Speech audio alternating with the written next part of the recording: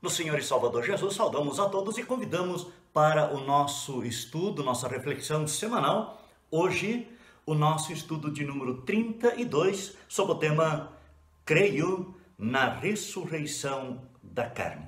Que Deus, Pai, Filho e Espírito Santo, a todos acompanhe com sua graça e bênção neste momento e, é claro, em toda a nossa vida.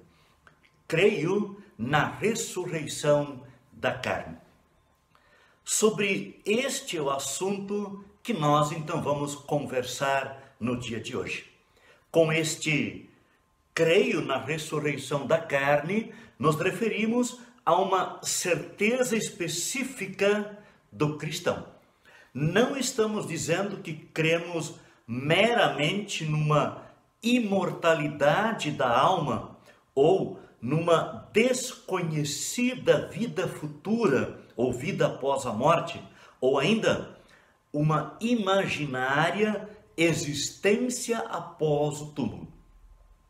Qualquer pessoa cristã ou não acredita em uma mera sobrevivência após a morte terrena, sem ter, no entanto, noção nem convicção clara sobre a realidade após a morte. Essas pessoas vivem em angústia permanente, pois não sabem o que os espera e como enfrentar a morte física. Podem chegar ao desespero total. No Credo Apostólico, falamos da ressurreição da carne. Aliás, o Novo Testamento é absolutamente claro sobre isso.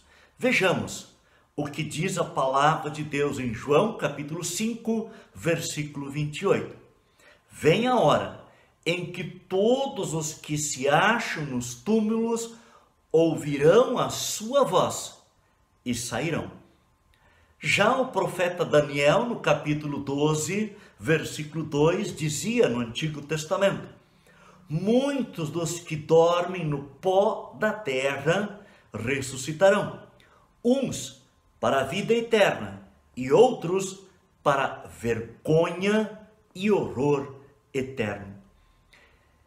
Estes e outros textos bíblicos fazem uma inequívoca referência à ressurreição do corpo.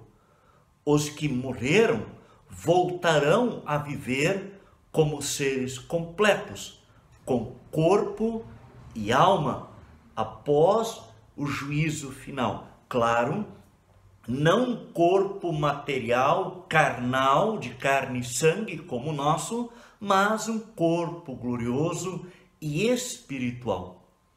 Há pessoas que não creem na ressurreição física, acham que é impossível aceitar tal fato, aceitam a ideia de que Deus é capaz de realizar um milagre espiritual, mas não creem que pode fazer um milagre físico, por exemplo. Até chegam a aceitar a ideia da imortalidade da alma, mas não creem na ressurreição do corpo, por exemplo.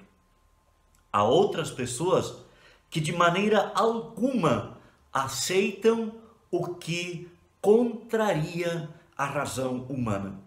Pensam que Deus não é capaz de realizar o que eles não podem conhecer nem compreender pela razão humana.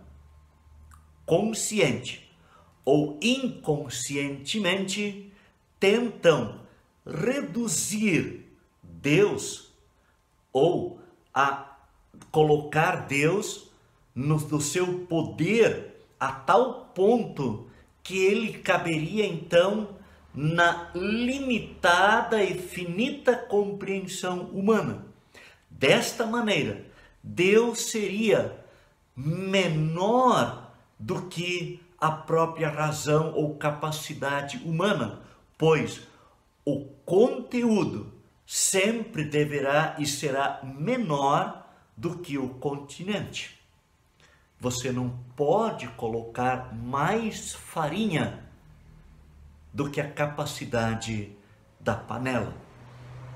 Um Deus que cabe na compreensão humana não seria um Deus infinito. O ser humano seria então maior do que o próprio Deus.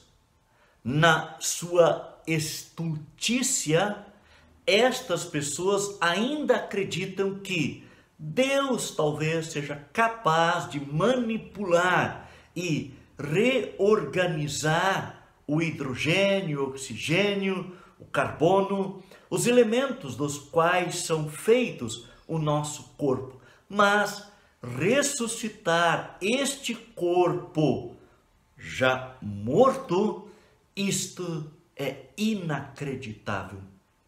Pois é, nós cristãos cremos na ressurreição do corpo. Esta fé depende do conceito, do conhecimento que temos de Deus. Se cremos que Deus é onipotente e que é capaz de ressuscitar uma semente de um cereal que foi lançada à terra ou no chão, fazendo-a germinar e crescer, porque ele não seria capaz de, com seu poder, realizar o milagre da ressurreição do corpo humano? Aliás, é sobre isso que fala todo o capítulo 15 de 1 Coríntios. O apóstolo lembra, Deus é infinitamente maior do que a nossa capacidade humana. E se Deus é capaz de dar vida a um ser humano no ventre materno, por que não poderia dar novamente a vida ao corpo humano através de sua poderosa intervenção divina, ressuscitando-o no dia do juízo final? Cristo disse que, após a ressurreição, nós teremos um corpo semelhante ao dele. Também sempre afirmou a verdade evangélica de que Deus nos ama com um amor infinitamente maior, eterno. Ainda declarou o seu interesse pessoal em cada ser humano em particular. Ele morreu na cruz e ressuscitou da morte por cada pessoa. E um dia, no juízo final, ressuscitará cada um dos mortos e mudará o corpo corruptível do cristão para transformá-lo em corpo semelhante ao seu corpo glorioso. E enquanto estamos nesta vida, temos apenas uma compreensão falha de tudo o que Deus preparou para todos nós na ressurreição dos mortos e na eternidade. Caros amigos, podemos estar certos, no entanto, de que a realidade depois da ressurreição será muito mais gloriosa, muito mais bonita e mais maravilhosa do que aquilo que nós, em nossa capacidade humana limitada, podemos imaginar. Já no Antigo Testamento, o profeta Isaías, projetando a gloriosa ressurreição futura, ele afirma: os vossos corpos e também o meu cadáver viverão e ressuscitarão.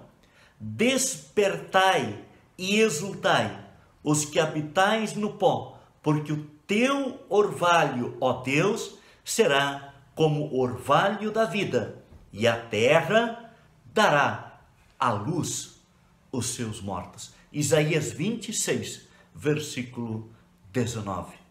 E Jesus Cristo falou: não vos maravilheis disto, porque vem a hora em que todos os que se acham nos túmulos ouvirão a sua voz e sairão. Os que tiverem feito bem, para a ressurreição da vida, e os que tiverem praticado o mal, para a ressurreição do juízo. João capítulo 5, versículos 28 e 29. E o apóstolo Paulo, escrevendo aos Tessalonicenses, fala: consolai-vos, pois, uns aos outros com estas palavras. 1 Tessalonicenses 4, versículo 18. Estimados, a quais palavras Paulo se refere?